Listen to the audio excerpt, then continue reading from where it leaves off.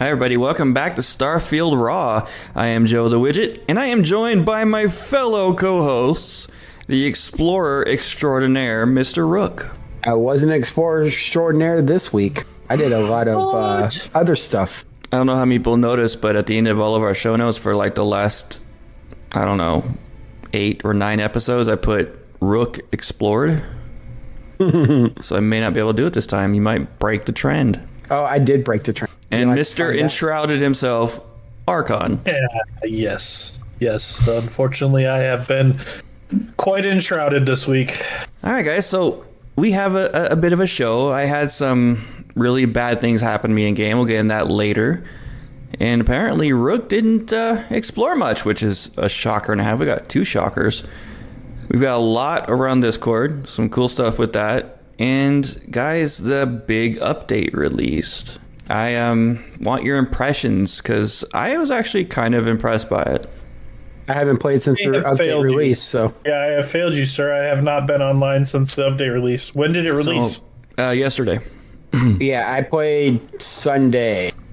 So it released on Tuesday. Okay, gotcha. It released, and I did play it, and the graphics are very, very nice. I'm not going to lie. It does make the game look different, very different. But there's more to it. The way the game feels, it feels more fluid. Combat seems better, and I went up against 2 guys, and you know how they always run away when they get low on health? I shot 2 of these guys once. Just once. Barely any health, and they took off and ran halfway across the planet. That sounds like not right. Positive or a negative? I don't know what sure you yet. It's kind of realistic because they saw me kill 4 of their buddies really quick, and they just took off, and it felt really good. But I think I don't know if the update was to blame for my big problem today or yesterday or what, but something happened. So yeah, guys, when you get a chance to play it, we'll talk. I'll get your impressions next episode. Yes, got me curious now. Yes, and if I don't log in and it feel like a new game, I blame you. Better feel like a whole new game. You got this hyped up. I didn't hype it. I just said it felt like a new game. It felt really nice and fluid. So I don't know how you want to take that, but that's what it is. It is what it is. It's not that impressive. Are you in? Did you just log in game or something? No, I'm actually trying to launch the game while we're having this show so I can see my status of my save files. All right. Yeah. One thing, there's another news item that Mr. Rook put in here. So while he's, I'm going to break his focus on that, see what he's got to say about this. This is actually pretty cool. I saw this a couple of times on my Google feed on my cell phone, and I also saw it on Enon Zer's Instagram. There's an article out there that says how video games like Starfield are creating a new generation of classical music. And when you actually read the article, it's talking about how video game music has evolved so much from what he said. Well, guys, I'm sorry, he broke up right at that. He said music fans. But it sounded like I said. You cut off right at fans. You cut out the word fans. So yeah. So what it's talking about is how music has evolved from bleeps and bloops to these massive symphonic pieces that are now made. And because of games like this, a lot of people are starting to listen to more and more music that's classical. It's become the new what's the word I'm looking for? Best thing, I guess you could say. And it's nice to see that happening, especially when it's because of games like Starfield. Well, I've talked about before how I live in Michigan, and in part of Michigan, Grand Rapids, they have a pretty famous orchestra there, the Grand Rapids Symphony, and they every year, it's always a different one. Like one year I actually went to one that was the music of Final Fantasy, and it was all the music played by the symphony from the different Final Fantasy games and things like that. Last year, I think it was the music of Zelda. And every year they do one of, they pick a gaming genre, and the Grand Rapids Symphony will put on a 3-hour concert of all the music from the games and stuff. And they'll play the games up on the big screen and stuff as they're doing it. it's really cool because the music in the games is amazing now. I mean, oh yeah, it's great. There was a tour going on about the music of gaming. Mm-hmm. Yeah. Yeah, but this article goes back and talks about how many would argue that the classical music world is no longer accessible to most people because tickets have gotten too expensive. Some of the music is too intimidating, and some of it's just some of the people that go to them are just too stuffy. My favorite genre of music is modern symphony. Now, there's a big difference between modern symphony orchestra versus classical. And modern is more like what you would hear in a movie score. Very dynamic, shifting, very mood engaging. Yeah, that is true. I feel like based on what Rook said, we need to bring back Stuffy Joe. Oh, we need to go to the orchestra and listen to the music. I absolutely love going to symphonies and orchestras, thank you. Me too. Me too. Especially, like I said, I went to the music of Final Fantasy, and that was amazing. Yeah. I have two favorite composers that do this. Well, three technically. Gary Musi, which I actually know him in person. I told him if my books ever become movies or TV shows, he's doing my score. But Future World Music and Six Steps from Hell, they both are amazing. If they come to the States, I'm gonna go. No, I do like how music is these days with classical, but I actually like how they're wording this is how video games are a key way to bridge the divide between the stuffy classical music and the modern generation of kids, and it's doing a great job. And like we said multiple times on a few episodes ago, Enon Zur did a great job with Starfield soundtrack. It is one of my favorite soundtracks. So, and that's all I got to say about that. Mr. Rook, as you guys can tell, is like me, big fan of that kind of music. I love it. It's it's one of my favorite outside of country. Yeah, I don't like country at all. So at least we have that in common. The orchestra stuff. Well, let's talk about our game, guys. Let's talk about our weeks in the game. I'm curious about Mr. Rook because he's got a lot of notes. I purposely did not read your notes because I want to hear it from you. All right. So I'll start with my week then. All right. As everybody knows, I've been avoiding running two characters, my primary character and my challenge character, iteration number 4. So I decided to Sunday run my challenge character, and I decided to start with the Ryujin quest line because I wanted to see if the Ronin background gave any new dialogue. Well, I've made it all the way to Rothlesite and haven't had any new dialogue yet, but it's still early, I guess, or midway through, something like that. But I came across something I really wanted to check out during that quest line, and it's during the Ryujin Tower infiltration. So you gotta sneak around this entire base, which I did without even getting caught once, and I'm gonna pause you right there. The fact that you have been playing Ryujin makes me very excited. Oh yeah, but so I snuck through, didn't get caught once. I enjoyed it. Running, I like it because you can actually take your armor off, and sneaking is so easy without your armor on. But snuck all the way through, got to the end, and the door, after I come out that elevator, after getting out of the main office, I noticed there was a door there. I don't recall clicking on the button to open that door, so I was like, all right. So I dropped back down onto the catwalks. This made me wonder if you could actually reach that at the beginning of this quest line. So what I did was my bounty hunter, she had a jetpack. I jetted all the way across because she's nowhere near this quest line. And I got across and got up to where the catwalk was, looked up, and we're talking about the catwalk that leads you into the air ventilation shafts. I looked up, was able to get up the top, and saw that gate was closed. So I went back to Rook. Yes, I'm playing my main character to figure this out. I said, F it, I'll just avoid New Atlantis. Everything will be golden. So I took Rook all the way through the Ryujin quest line up to the tower infiltration. and went and looked at it. Took me about 30 minutes to an hour to get all the way up to that point. And I was sad to say that it is actually closed, and I must have hit the button to open the gate when I came out of that elevator. But it was very, very very interesting, because sneaking in this game is easy and hard at the same time, because the sight lines of the enemies are so wide that it's harder to sneak around them, in my opinion, at times. There's something I would like for you to try, Rook. With the patch and all the patch fixes. See, I would be interested to see if you can take Rook to New Atlantis now, if they fixed it. Ooh, that's a good idea.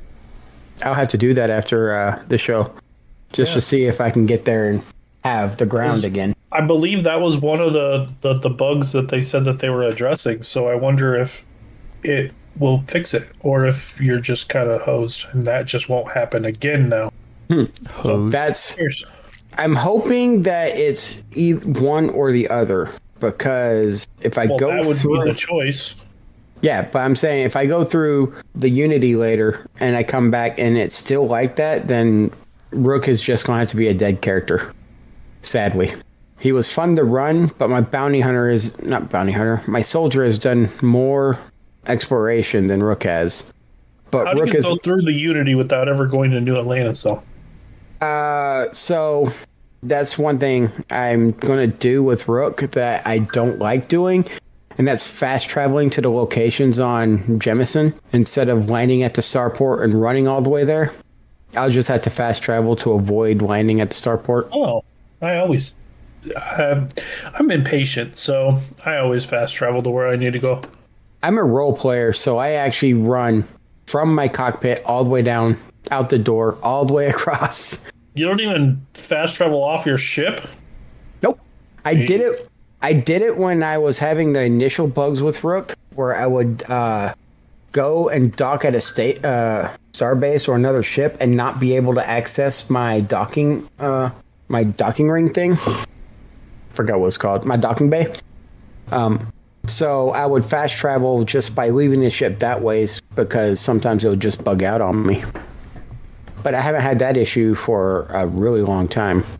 I was thinking about something earlier, and when you were first starting your playthrough, when you mentioned taking off your suit to sneak, I was going to say, you know, that there's a pro tip in there. You know, obviously you take your suit off to sneak better. Everyone should know that by now. It's quieter. You make less noise. Just make sure you do not do that on a planet surface. Depending upon the planet surface. I was actually doing the region quest line, and it sends you to Sidonia, right? Completely forgot I'm not wearing my suit. Left my ship and just hauled butt all the way to the place. And before it actually got to like quarter of my health dropped for not wearing oxygen, having any oxygen, I got through the door and was alive. I was assassinating someone in Sidonia. I did the same thing. I walked out on the Mars surface wondering, why the heck am I dying? What the heck is going on? What's wrong with this game? Oh, right. I had to put my suit and helmet on really quick. Yeah, I've done that a few times. I was on a planet with flora and fauna and realized I forgot to put my suit on because I was like, this has plants. This has animals. It has to be okay. And then I got out and looked and it had 0 oxygen atmosphere. And I'm like, oh, this sucks. So I got that. I figured that one out the hard way. But just like my first 3 challenge characters, I keep forgetting certain things. However, with my 4th iteration of this character, I am remembering to give myself health in combat. Yeah, that's a good thing. The best way to win this challenge is to not die. I know, right? Again. And yeah, this game has such good mechanics that you actually have to breathe oxygen. So remember that. Breathe oxygen. Good. Well, see, unlike being in the heart of combat where you miss looking at your thing one time and you can die, at least with oxygen, you have enough time to put your suit on before you run out. Very unrealistic. I know, right? How dare they? How dare they assume everybody can hold their breath for 15 minutes? Hey, wait, this is the future. How do we know we can't do that in the future? Remind me, did you say what level you got your newest edition of your challenge character at? He's level 8 right now. Okay. That's progress. he's highly underleveled for where I'm at right now. So I left and went to Tau Ceti, and I'm starting to go to all these other outposts so I can kill people. That is a new Rook record right here, guys. You heard it here. Are you still pure melee, or are you melee and pistols? It's melee and pistols, but mostly melee. The only time I really use pistols is if I'm going up against an elite that's like 10 levels higher than me. Or just when I'm going up against an enemy, no big deal, right? No, going up against an enemy that's 10 levels higher than me. The enemy is 10 levels higher than me and more than 10 feet away, then I use a pistol. Actually, I try sneaking up to them as close as I can. So if they detect me before I get there, I'm like, all right, gun time. And then I run. That's pretty much been my week. All right. Yeah, that's actually, you know what? I think for the first time in like 9 to 10 episodes, I'm not going to say Rook explored. You ruined my joke. Don't worry, we'll get back to it next week. Now you'll just have to put, and Rook didn't explore. Oh, winner. Archon, what have you been up to? Man, I'm very guilty of neglecting Starfield this week. I did play a little bit. I didn't play as much as I should have. 5 minutes doesn't count. Especially if you listen to our other show, Raw and Nerdy, you know that I've been pretty enthralled with another game at the moment. But I did get to play a little bit. Still playing on my challenge character. I was able to finish the Freestar Collective quest off, so that I've now completed both the Freestar and the UC, and I'm about roughly a quarter, halfway or so through the Ryujin quest line, saving the Crimson Fleet for last because I'm scared to death of the ship battles. I am scared to death of the ship battles. I feel like if I die in my challenge character, it's going to be in my ship.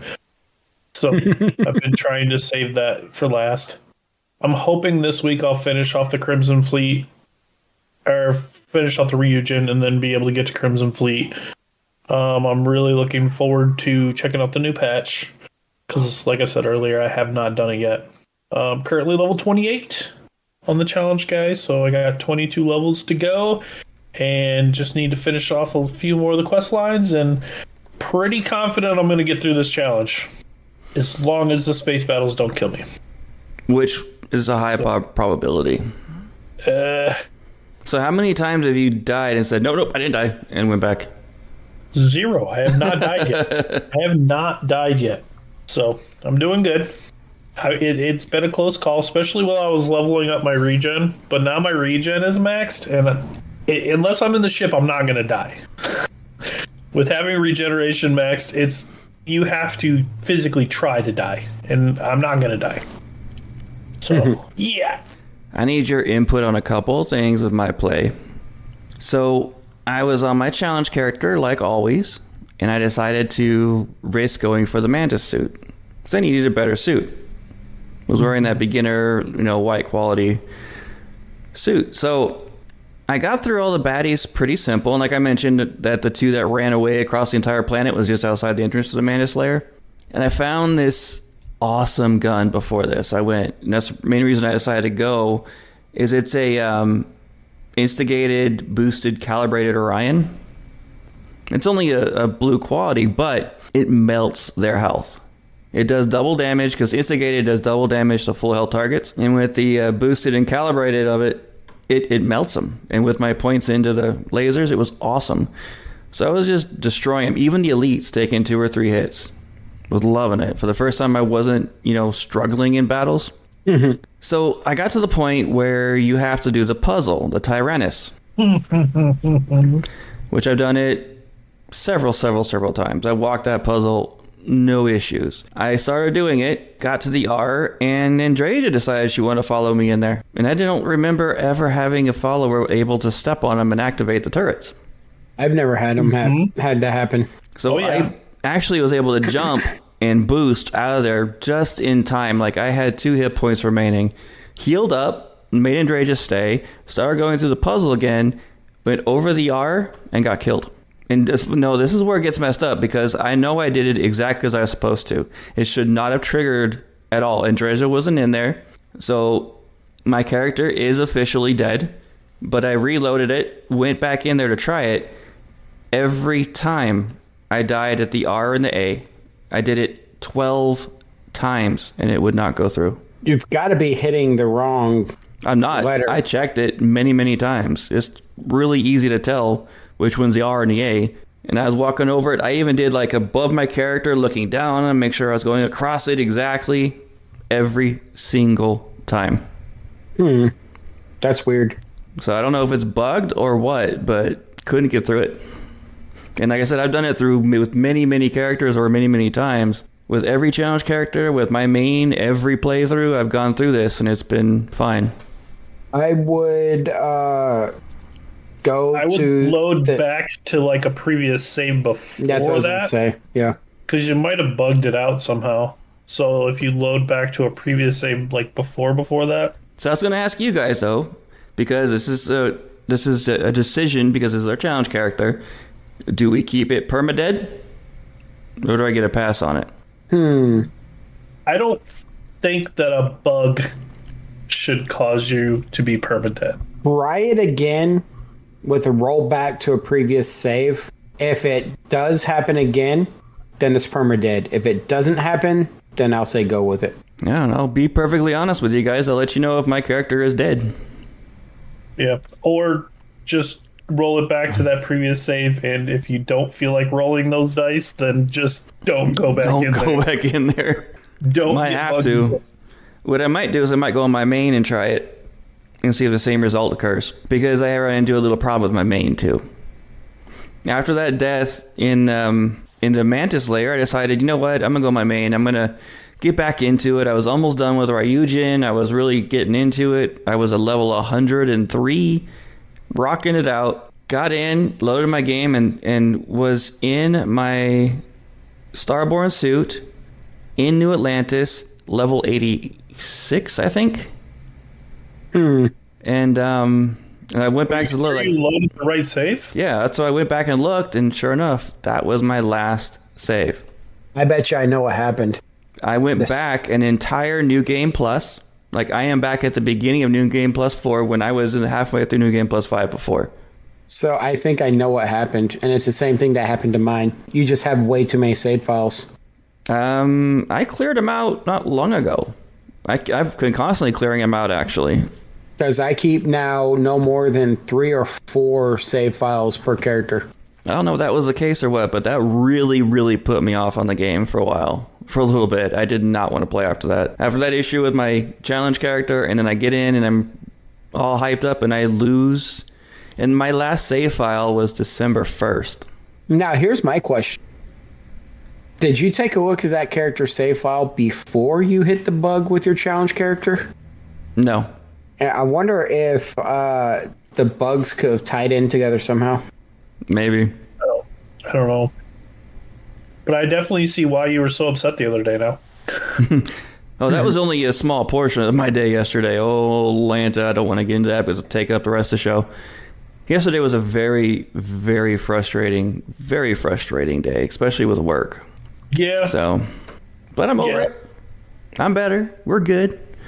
So that was pretty much my play. And there was other things that I was doing on my challenge character, and I had this whole plan I was going to talk about, but it kind of got short.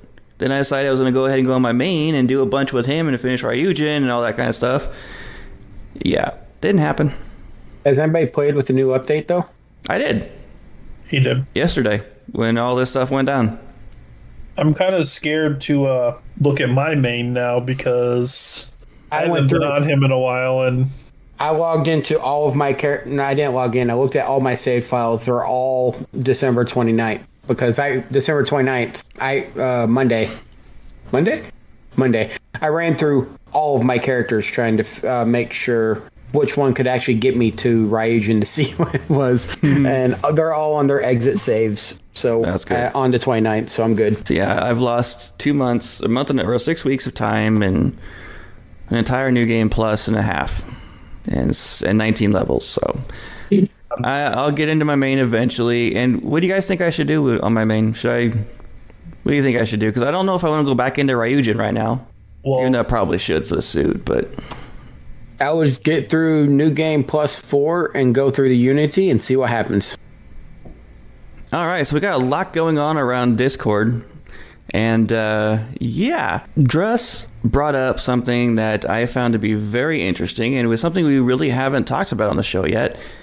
He came across the Varun Shroudbreaker, the Shroud Bearer, sorry. And they were talking about how rare those and the legendary ships are, which they really are. I've never come across one in my 400 hours of gameplay. Not yet. So I figured we could talk a little bit about them. I actually came across one. Earlier off air, I told you I came across a Varun Shroudbreaker, but it was actually the Spacer Scavenger Bletodea, how do you say it? Yeah. I actually came across that one on Rook. Luckily, I came across it at a higher level, so I just completely...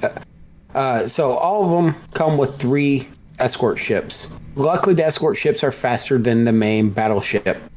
I made them all chase me away from it. I took them all out and went back after it after I healed up. Yeah, there's only one of those ships that actually has... The escort ships are actually pretty tough. Yeah, the Spacers, I took them out pretty quick. It was goodbye. It was tough. Every website that I went through and looked all ranked them by basic difficulty, and they all of them, 4 websites ranked them all the same way based on difficulty. And what they say is the easiest, and if you did beat one, I'll take your word on it, then you're the first person I've heard of that's beat one. I've seen people online beat them all the time. Yeah, I'm sure, but that I personally know. Yeah. Don't get me wrong. It was hard. I used all my ship parts I had to stay alive. What difficulty setting were you on? Very hard. This was when we switched over to very hard. It's just I've learned how to actually dogfight in space. Yeah, I'm really good at it. I don't know if I'd be able to beat him yet. The trick is my weapons on my ship have a 3,500 meter range, and I stay at that range when I'm fighting him. I stay out of his range, so he's not hitting me with everything he has. So Druss came across the Varun Shroudbearer, like I said, which is considered to be the easiest of the 3, which is still very, very difficult. The Shroudbearer is level 45, and as Druss said, I shot at it and it deleted me. I've seen that happen quite a bit. He was on his level 45 character and found out quickly how tough they can be. Every strategy I read said that the key to taking out the Shroudbearer is to have a very fast maneuvering ship with heavy ballistic weaponry, because it's the slowest of the 3, which makes it a little bit easier than the other 3, and doesn't quite have the same firepower as like the Ecliptic version. We'll get into that in a second. So if you get a fast ship with high maneuverability and you load up in ballistic, you'll have an actual survivable chance at it. Now, there is something for a pro tip. The best way to take out these ships is your targeting. Take out their guns. Once they are... And I remember that's how I beat the Scavenger, is I took out his ships and then I just flew around him, blasting him. Because once their guns are out, they're sitting ducks. Now, I can say that with the Spacer. Probably the same with the Varun based on what you just said. I have, based on the stories I've heard about the Ecliptic battleship, that's different. Yeah, that one's different. And the Spacer Scavenger Bletodea, or whatever it is, like you were saying, Chris, is considered the second most difficult. And it has what they consider to be the more difficult of the 3 escort ships. But like you said, one of the key strategies is to take them away, get those escort ships out of there, take them out, and then get in. It's very similar to the Shroudbearer in terms of accompaniment. Is a little bit faster. So you can't really... Can you, like, commandeer these vehicles? No. Before I destroyed the ship I was fighting, I tried looking around to see if I could dock with it. No, there's no way. It doesn't let you, sadly. It'd be awesome if you could get one of the legendary ships. Since how rare they are, if you can actually dock it, go in there in this epic battle fight with all the elites in there, and then take it. That would be awesome. That would be insane. Get on that, Bethesda. Get on that. But they would have to first make it where you can have a ship that's bigger than 80 meters to land on a planet, or have little landing bays that you can launch from. Because these ships are dreadnoughts. They're huge. Yeah, this one has a lot of weapons, and it will delete you when you get up close before you can even say a bleep word. To beat this one, it is highly recommended you completely go ballistic weaponry. The speed of your ship won't help you any of this, but keep it ballistic. Now, for the most difficult of the legendary ships, the Ecliptic battleship Camelus sounds better. Yeah. AKA the Super Eraser. You could think of like those big pink erasers we had as childhood. As kids, that's what this is compared to the other two on the end of your pencil. It's named after the god of war. It is devastatingly powerful. I have Battleship Ares. Yeah. I haven't heard of it's the Celtic god of war. Yeah, that one. There's like 3 or 4 different god of wars technically, or more in past religions. Comulus. Yeah, Comulus. I'm not the best at pronouncing words. It's a word. I said it. It's a ship. It's legendary. Yeah, I can write words great. This one is level 55 and has way more weapons than you are used to, and it has the toughest shield in the game, which technically gives it over 4,000 hit points on the shield alone. This one is also accompanied by 3 ships, but they are considered to be the weakest of the escort ships of all the legendary ships.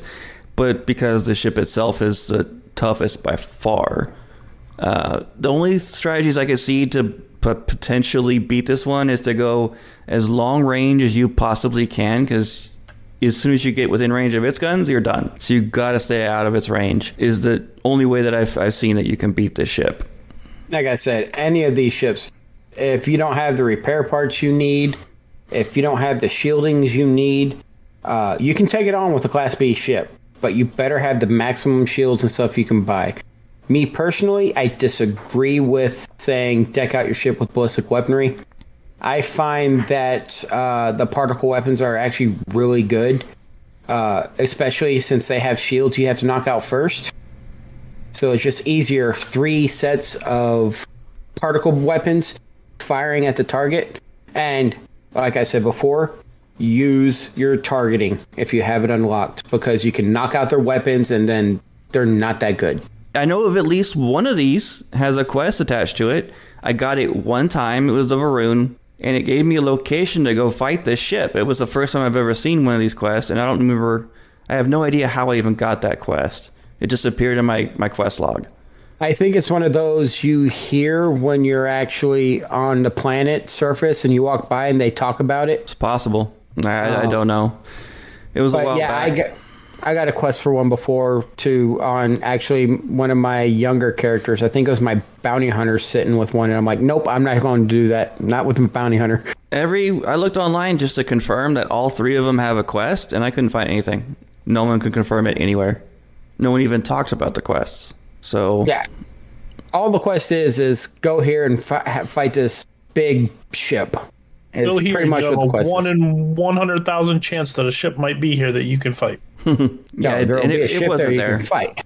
I went to that location. It was not there. I went back several times and that was in my New Game Plus, the first one I went into that I found this quest. Never did find it. So that is the nitty gritty of legendary ships, guys. They're actually. I did not know they existed. Yeah.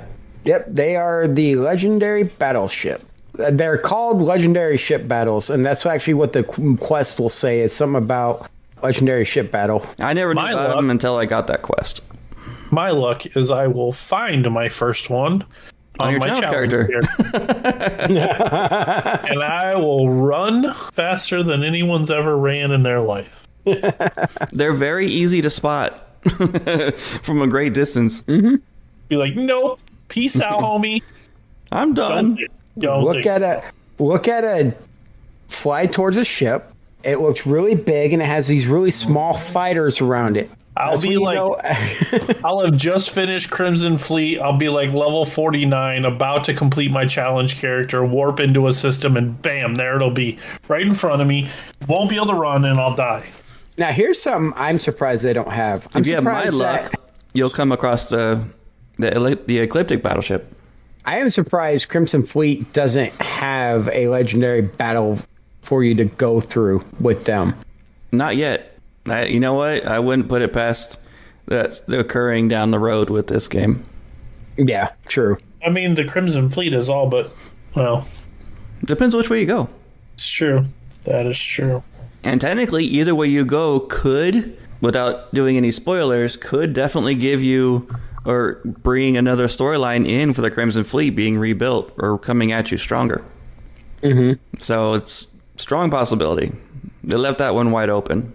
We shall see. Yeah, because even if you take the side of the Crimson Fleet, they still become very weakened after that fight, but not the end. Druss also brought up a news article he found about a gentleman who has been playing for 700 hours, and he came across a location he had never seen before, and quoted as a beautiful location. It's the Narodine Botany Lab on Beta Marae 1, and it's one of the few fully handcrafted locations that is unique to that one area.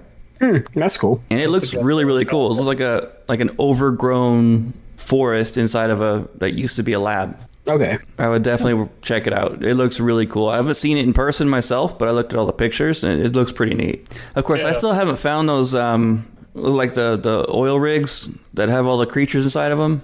Mm-hmm. I have yet to even find one of those. They're almost on icy planets. Have you found the drug dealer's house that I was telling you about before in one of the episodes? Big giant mansion. No. That you go in there and they're all dead, and you can find like the head dealer. Oh, yeah, dead on his bed. Yeah, I've been there. Thought that was a quest. That one's cool. I completely forgot all about that, because that was one of our earlier episodes. Mm-hmm. Interesting. Mossy mentioned the idea of a living ship mod similar to what is in No Man's Sky. In No Man's Sky, they have these like biological alien ships that you can get in and fly and basically buy them or whatever.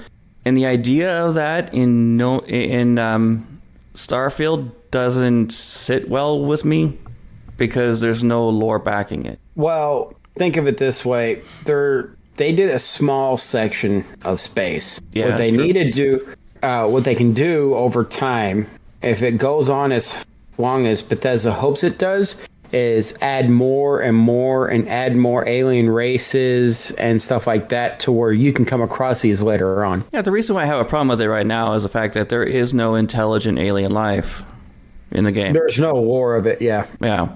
Yeah, yet. What is Shatter Space? What if Shatter Space actually is about nothing we think of, and it's about them adding another species in? Cool, but that means we just thought about it. I know, right? Yeah, we thought about it now. Now it's going to be at least another 6 months before it comes out because they got to change it all because we thought about it. I'm still convinced that it's going to be something that we did mention at some point. That would be awesome if we get into the game and there's NPCs named Rook, Archon, and Wigit. Yes. That would be amazing. Yes. All because we figured it out before anybody else. I'm still waiting for the mod content to come out. The Creation Club? Yeah, the Creation Kit. I was expecting that already. Well, we're not even in February yet, so I got to give them credit. I believe they mentioned midway through February. Midway or end of February was when the first thing was supposed to come out, I thought. Those new ways to travel, too. Yep. Hey, I think February is going to be a big month for this game. They gave us the best thing they could give us, the better lighting. I know. All right, guys, you already harped on it on last episode. We can get away from that now. What do you guys think of the idea of a mod having living ships or something? Not until there's lore about it. Or at least they add a derelict ship as long as Bethesda adds a derelict ship that you can find that is a quote-unquote living ship, then I would be okay with it. Yeah, let the lore be in the game first before you try modding something like that in there. Mm-hmm. So what would you think, Rook, if you flew into a system, came in behind an asteroid, come around the asteroid, and all you see is a giant cube in space coming at you? I'm running because if none of the Federation, Romulan, or other ships can handle it, I'm running. I would think copyright. Yeah. Hey, you never know. Maybe they got rights. It's a triangle, not a cube. No, it flies in a diamond shape. So it's not a diamond; it's a cube. It's not a cube; it's a diamond. It's not the Borg, it's the Horg. It's the Horg. It's the Blurg. See, now we're going the same thing as Pal World here. It's not Pokemon. Mm-hmm. Sure. You don't even throw Pokeballs. You throw Pal Spheres. If you guys don't know what we're talking about, please listen to our latest episode 15, I believe it was, of Raw and Nerdy. Yeah. The survival episode. We go into all that. It's pretty fun. It's pretty hilarious. And if you're a fan of the game Pal World, then you need to listen to that episode too, because it's pretty funny. Mossy also found out, well, he found what I think is the current winning creature pick. In the exploring, let me see, the exploration photos. Is it the dragony bird looking like it's from he Pandora? Posted it on the 29th, the January 29th. So if you go up and scroll up and see that, it's the top one. It looks like a legendary Pokepuke. It looks like he is Tarak Makto. It looks like he has captured Tarak. He is Tarak Makto. It looks like a Pokepuke. He's on Pandora. Look at the face. It looks like one of those like Mewtwo's. It looks like it wants to eat you. Yeah, it's just the dragon scale wing thingy on the back kind of throws me off on that. But if that wasn't for that, that would be the legendary Pokepuke. So I blame Mossy's spider picture he posted too. Yeah. I blame it completely on Mossy's failure to take good photos with the photo mode. I think that's a great photo. Especially that one coming at you. And it's not a spider. It only has 6 legs. It's just a really creepy bug. It's not an arachnoid. What's that movie? Starship Troopers? Okay. That's what that one reminds me of. That's a great movie. What I like he takes a photo of it, of him shooting it and running backwards, and then he has a picture of it like he's looking at it. Yeah, he did good. And Steelstrom has some pretty good ones, but take the UI out, man. You're ruining it with that. Mm-hmm. Use photo mode, people. You don't need to do print screen to capture stuff. Photo mode works really well in this. You can do hide UI. It's good. So yeah, but some of the environmental pictures they took with the lighting effects, very good. And this is before the update, actually, unless they were doing the beta. Because I know a couple of our listeners were doing the beta. All right. So anything else you guys want to talk about before we wrap up the show tonight? I know we're not going to be as long as a normal episode. But we had some technical difficulties. Yeah, we had a lot of technical difficulties tonight. I'm in a hotel room is the first one. My computer doesn't want to work. That's the second one. Your computer's just mad that you're playing too much in Shroud. No, my computer's mad that I'm not playing in Shroud. It's like, what are you doing? Get back in the game or I'll shut you off. Your computer's mad that you played 1 minute of Starfield Raw. Or Starfield, sorry. It's like, why are you doing anything other than Enshrouded right now? All right, guys, that's going to be it for tonight's episode. Thank you so much for listening. And like always, you can reach this show. And the best way, honestly, to reach the hosts and the show is through our Discord. Discord.gg/podcasts raw or raw podcasts. Did I mess that up? Yes. Yeah, it is raw podcast, isn't it? Mm-hmm. Yep. And that's plural. PODCASTS. You can email us for business and anything else you would need. StarfieldRaw@gmail.com. Twitter, Starfield Raw. Facebook, Starfield Raw. Instagram is different. Raw Podcast 1. And you can reach us individually. You can find me on everything, including Twitter and Xbox, everything, at The Wigit. THEWIGIT, all one word. And you can follow me on nearly everything, every gaming system as Tomcat213. My Instagram's Tomcat_213. And you can find me if you want to follow me on Facebook. That is Facebook.com/Tomcat213. And my Steam and X are Rook213. And you can find me at the Archon 606 on social media or on gaming devices. You can find me at Quick QWICK_D_606. Thank you for listening, everybody. And don't forget to listen to Raw and Nerdy.